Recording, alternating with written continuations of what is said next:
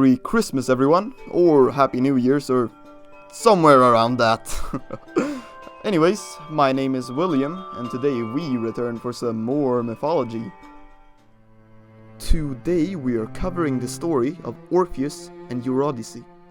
This is the ultimate tragic love story in my opinion, perhaps one of the most famous Greek myths. These two great lovers who tragically lost their chance to enjoy their love. Orpheus is known as the most talented music player of ancient times. It is said that the god Apollo was actually his father, from whom took his extreme talent in music. The muse Calliope was his mother, and he was living in Thrace, in the northeastern part of Greece. Orpheus had a divinely gifted voice that could charm everyone who heard it. When he was presented first the lyre as a boy, he had mastered it in no time at all. The myth says that no god or mortal could resist his music, and even the rocks and trees would move themselves to be near him. Orpheus used to spend much of his early years in the idyllic pursuits of music and poetry. His skill had far surpassed the fame and respect of his music. Humans and beasts alike would be enchanted by it, and often even the most inanimate of objects would yearn to be near him. Well into his youth he had mastered the lyre, and his melodious voice garnered him audiences from near and afar. It was at one such gathering of humans and beasts that his eyes fell on a wood nymph. The wood nymph was called Eurydice. She had been drawn to Orpheus, enamored by his voice, and such was the spell of beauty and music and appearance that neither could cast their eyes off each other. Something inexplicable tugged the hearts of the two young people, and soon they fell deeply in love, unable to spend a single moment apart. After a while, they decided to get married. Eurydice was currently the biggest fan of Orpheus' music, and the passion that this young girl felt for his songs often made him jealous of his own songs. However, a tragedy hovered over the couple. One day, while Eurydice was walking through the fields, she was spotted by Aristotle. And no, not the philosopher, a beekeeper. He was in love with the young girl, but she was always ignoring him.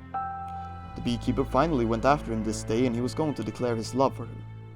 Eurydice ran through the woods, but while she was escaping through the grass, because she clearly did not enjoy the company of this beekeeper, the unfortunate girl was bitten by a venomous snake. Knowing what happened, Orpheus ran to his lover, but she was already lifeless. The happiness of his songs vanished from that day onward, and only sad and melancholic sounds now came out of his lyre. His life without Eurydice seemed endless, and could do nothing more than grieve for her. Disheartened, Orpheus went to Zeus, Olympus' supreme god, asking him to bring his lover back. The god said that he could not interfere with the business of his brother Hades, but to respect his love. He gave him the chance to go with Hermes to the worlds of the dead, so that he could try to talk to the god of the underworld. While in the underworld, Cerberus, the three-headed guardian, was at Hades' gate, responsible for preventing intruders to trespass into the domains of his master. Orpheus played him a melodious song which made him fall asleep. Hades and his wife Persephone were surprised with the arrival of Orpheus in their domains. Armed with his weapons, the lyre and voice, Orpheus approached Hades. He played his lyre and sang out to the king and Queen Persephone that Eurydice was returned to him. Not even the most stone-hearted of people or gods could have neglected the hurt in his voice. Hades openly wept. Persephone's heart melted. The voice of Orpheus was so moving that Hades promised to this desperate man that Eurydice would follow him to the upper world, the world of the living. However, he warned Orpheus that for no reason must he look back while his wife was still in the dark, for that would undo everything he hoped for. He should wait for Eurydice to get into the light before he looks at her. With great faith in his heart and joy in his song, Orpheus began his journey out of the underworld, joyful that he would once again be reunited with his love.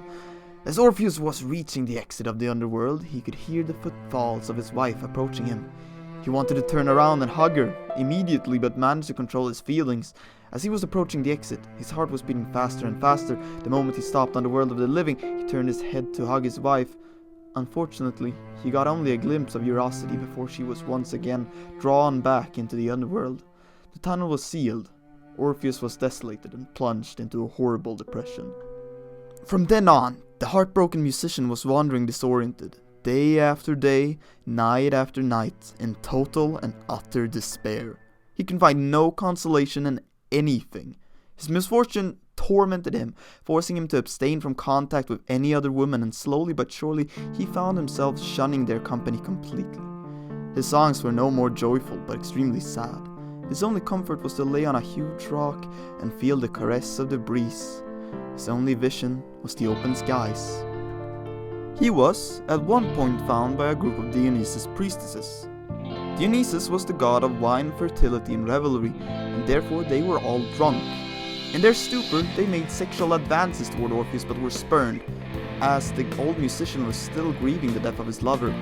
Furious, they threw rocks at Orpheus and he ended up dead and shattered. And so we see the sad end of our brave musician. Legend has it Orpheus' head and lyre were placed into the river Hebrus, where they continued to bellow out beautiful music on their way towards the shores of the Mediterranean. The gods punished the Dionysian priestesses, and to honor Orpheus, transformed his lyre into a constellation. Despite his awful death, his soul descended down to Hades, where he was finally reunited with his beloved Eurydice. Now his spirit was free to find her in the Elysian fields. That was it for Orpheus' story, sadly, but with that, this is the end of the video.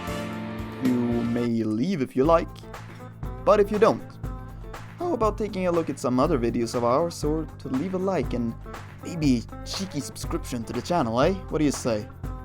Anyways, this was William. I'd see you another day.